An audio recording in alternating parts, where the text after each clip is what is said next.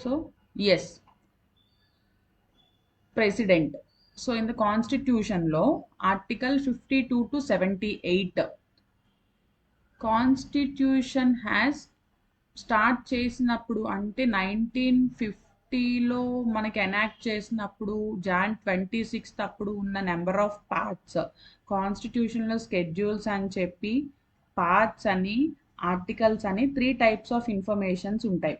ఈ 3 types of information first constitution start చేసినప్పుడు అంటే written by the time it is enacted బయటకి ఫోర్స్కి వచ్చినప్పుడు దాంట్లో 8 స్కెడ్యూల్స్ ఉన్నాయి. కానీ ఇప్పుడు ప్రెసెంట్ 12 స్కెడ్యూల్స్ ఉన్నాయి. స్కెడ్యూల్స్ అంటే tables which gives extra information అనమాట.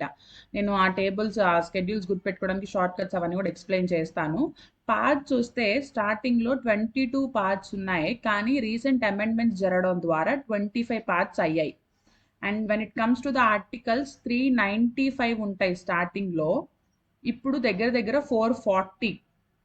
Okay, 395 and present 440.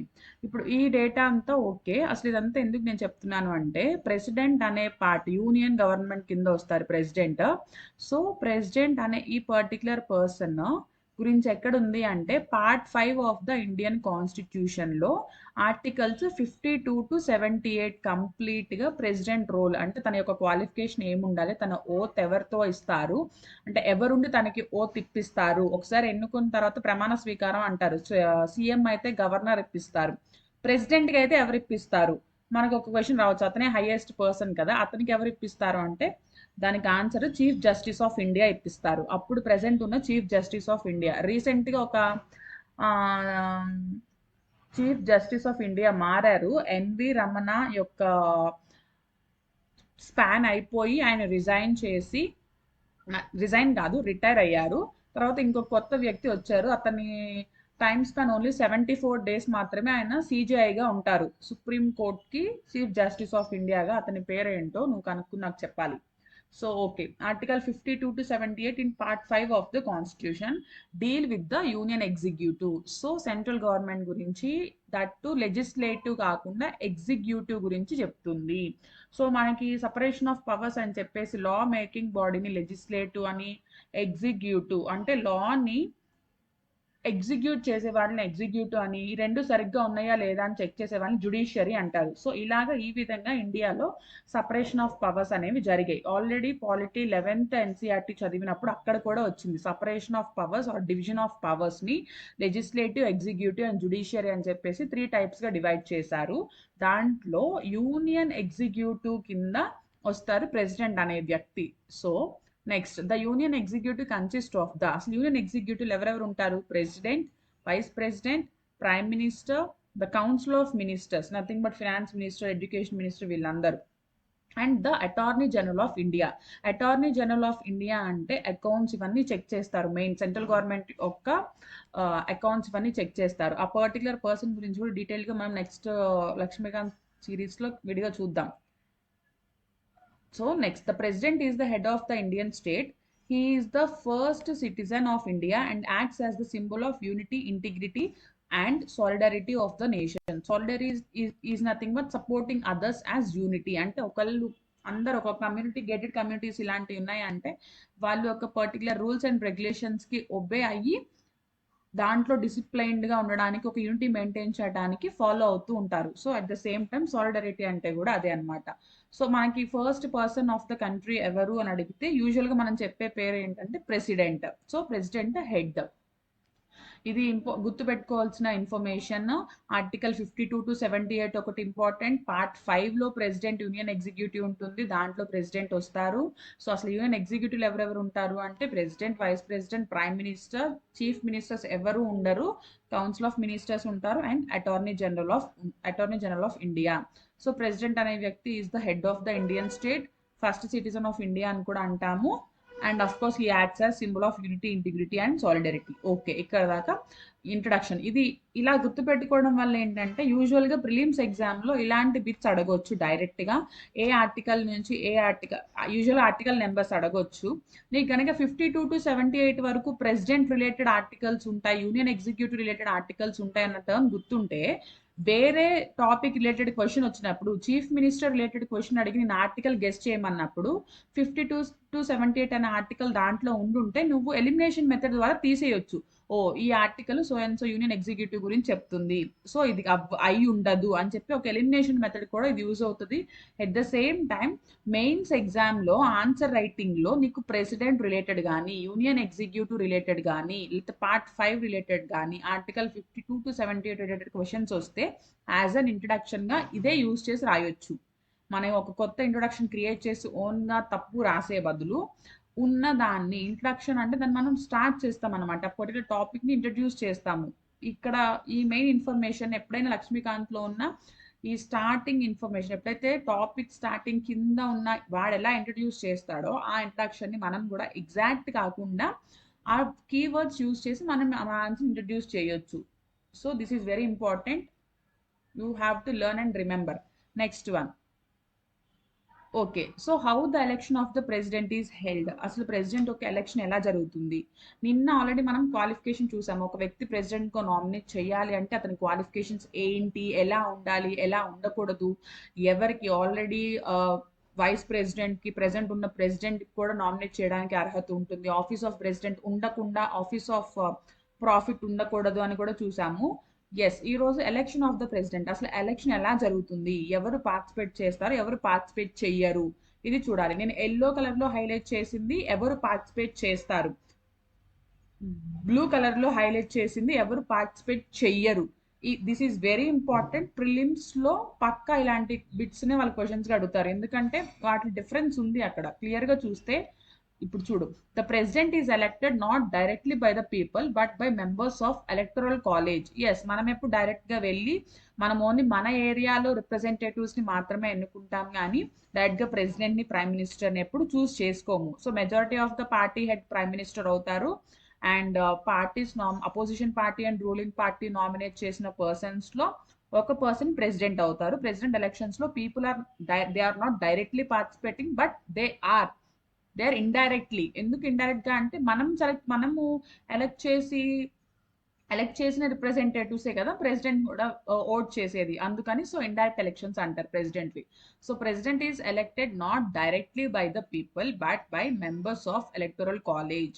So president electoral college members ద్వారా ఎన్నుకోబడతారు. రీసెంట్ గా మనకి ప్రెసిడెంట్ మారారు, షీ ఈజ్ ద్రౌపది ముర్ము. తను 15th president of India, and తన యొక్క ప్రెసిడెంట్ కౌంటింగ్ వచ్చి ఎలక్షన్స్ వచ్చి 16th టైమ్. 16 టైమ్స్ ఎలక్షన్స్ జరిగాయి ఇప్పుడు దాకా, మనకి 16th ఎలక్షన్ రీసెంట్ గా జరిగింది. అండ్ తన నెంబర్ వచ్చి 15th ప్రెసిడెంట్ అనమాట. ఒక వ్యక్తి మనకి 2 టైమ్స్ చేశారు. ఎస్, ఆ వ్యక్తి ఎవరో నువ్వు నాకు తర్వాత కనుక్కుని చెప్పాలి. One person acted as president twice, 2 times, అందుకని ఆయన సెకండ్ ఎలక్షన్ ని కూడా కౌంట్ చేస్తాము, బట్ పర్సన్స్ వైజ్ మాత్రం 15th.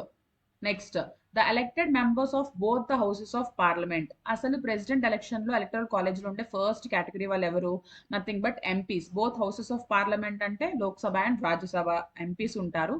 The same time the next thing, the elected members of the legislative assemblies of the states లో ఎమ్మెల్యేస్ ఉంటారు. So MPs, MLAs, ఈ రెండిట్లో నువ్వు ఎలక్టెడ్ అని ఉంది, బికాస్ ఎలక్టెడ్ మాత్రమే, నామినేటెడ్ వాళ్ళు కాదు. నామినేటెడ్ వాళ్ళు పార్టిసిపేట్ చెయ్యరు ఎలక్షన్ లో.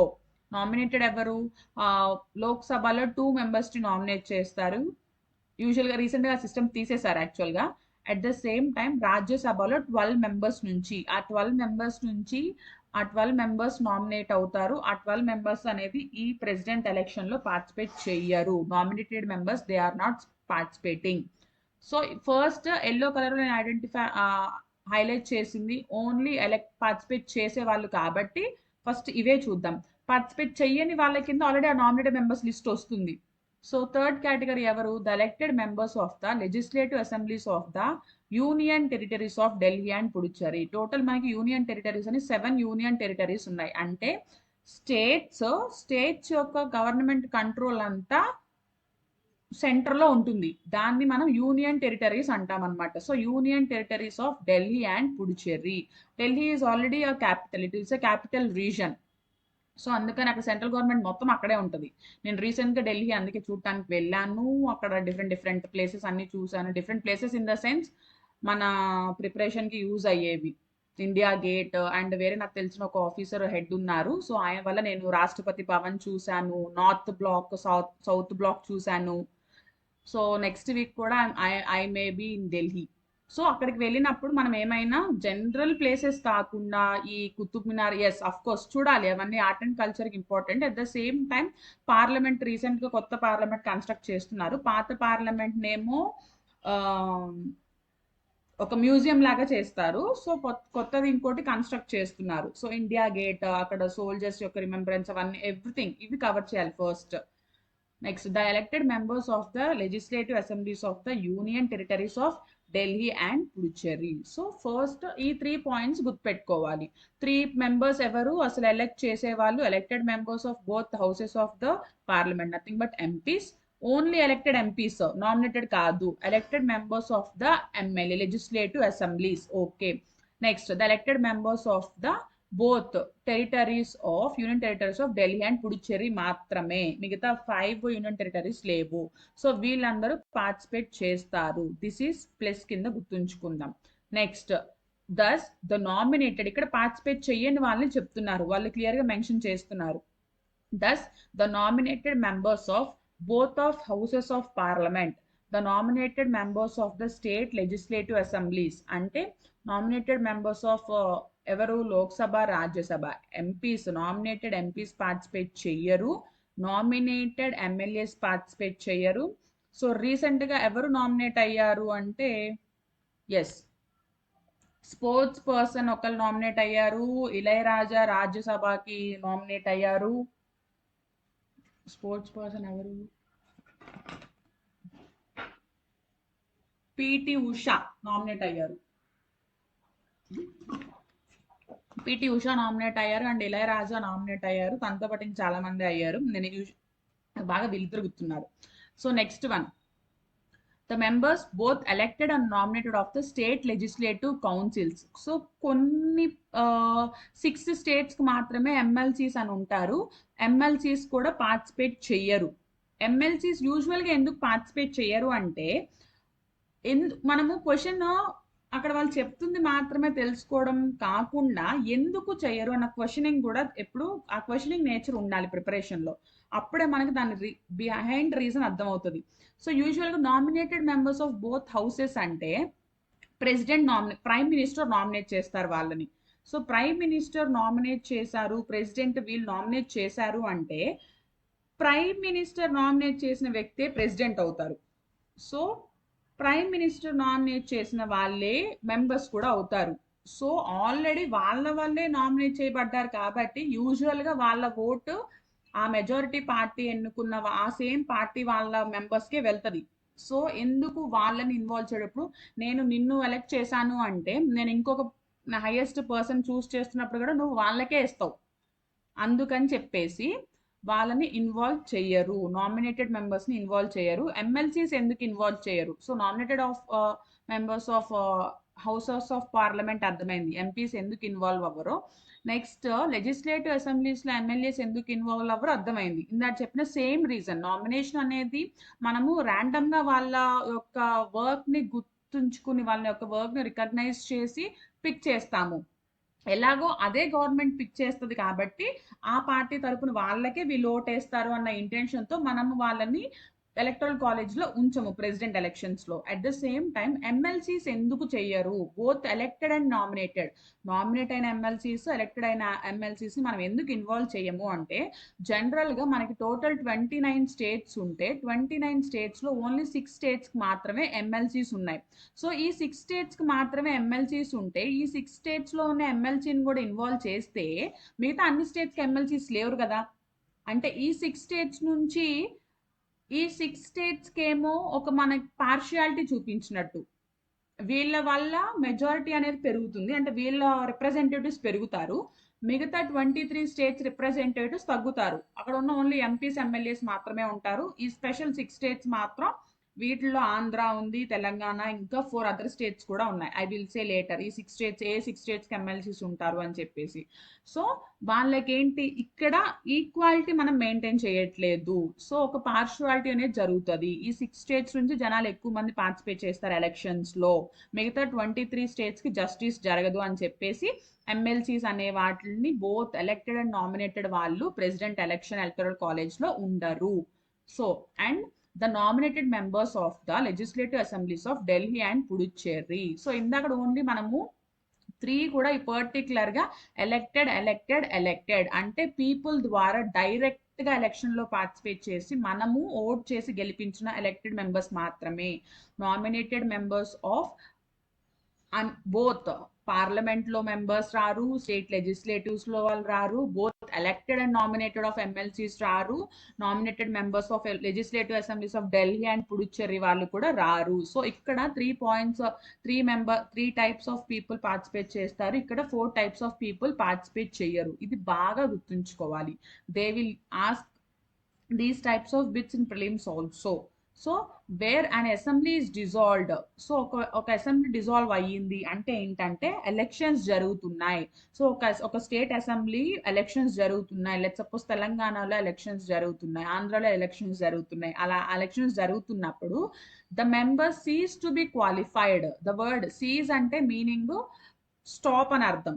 So the member cease to be qualified to vote in presidential election. So ప్రీవియస్గా ఇప్పుడు ప్రెసెంట్ ఎలక్షన్స్ జరుగుతున్నాయి అంటే ప్రీవియస్గా ఉన్న ఎమ్మెల్యేస్ ఎంపీస్కి వాళ్ళకి ఆ పదవి లేనట్టే. నెక్స్ట్ మళ్ళీ గెలిచేదాకా అది హోల్డ్లో పడిపోయింది వాళ్ళ పదవి. మళ్ళీ నెక్స్ట్ టైం గెలిస్తే ఓకే గెలిచారు అనుకుంటాం, గెలవకపోతే గెలవనట్టే. సో అందుకనే వాళ్ళకి ఓటింగ్ వేసే అర్హత అనేది ఉండదు ఆ టైంలో. ప్రెసిడెంట్ ఎలక్షన్స్ ఒకవేళ జరుగుతున్నప్పటికీ, లెట్ సపోజ్ ఇప్పుడు ప్రెసిడెంట్ ఎలక్షన్స్ జరుగుతున్నాయి, రీసెంట్గా జరిగినప్పుడు అదే టైంలో కొన్ని స్టేట్స్కి ఎలక్షన్స్ జరిగితే గనక ఆ ఎలక్షన్స్ పర్టికులర్ స్టేట్ వాళ్ళు ప్రెసిడెంట్ ఎలక్షన్ జరుగుతున్నప్పుడు వాళ్ళు ఈ ఎలక్టరల్ కాలేజ్లో మెంబర్స్ అవ్వరు, దీంట్లో వాళ్ళు పార్టిసిపేట్ చేయకూడదు కూడా. Even if fresh elections to the dissolved assembly or not held before the presidential election. అది అంటే కొత్త ఎలక్షన్స్ ఇంకా జరగని టైంలో, ఒకవేళ కొత్త ఎలక్షన్స్ రీసెంట్గా జరిగి కొత్త మెంబర్స్ ఆల్రెడీ వచ్చారు ఎమ్మెల్యేస్ ఎంపీస్ అంటే వాళ్ళు పార్టిసిపేట్ చేయొచ్చు.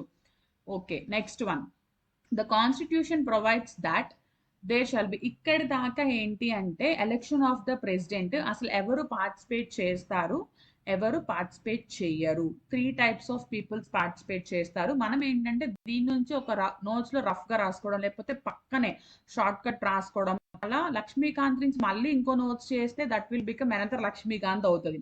అందుకే అది ఇంపార్టెంట్ వాళ్ళు ఇలా కేటగరైజ్ చేసి పెడతారు కాబట్టి మెయిన్ ఇంపార్టెంట్ డేటా మాత్రం ఆయన చాలా సింపుల్గా ప్రజెంట్ చేశారు కాబట్టి దాని నుంచి మళ్ళీ మన నోట్ మేకింగ్ కాకుండా షార్ట్ నోట్ మేకింగ్, బుక్లో పక్కన అటు ఇటు పేజెస్ స్పేస్ ఉంటుంది కాబట్టి అక్కడే నోట్స్ రాసుకుంటే మనకి ఈజీ, నెక్స్ట్ రివిజన్కి ఈజీ అవుతుంది.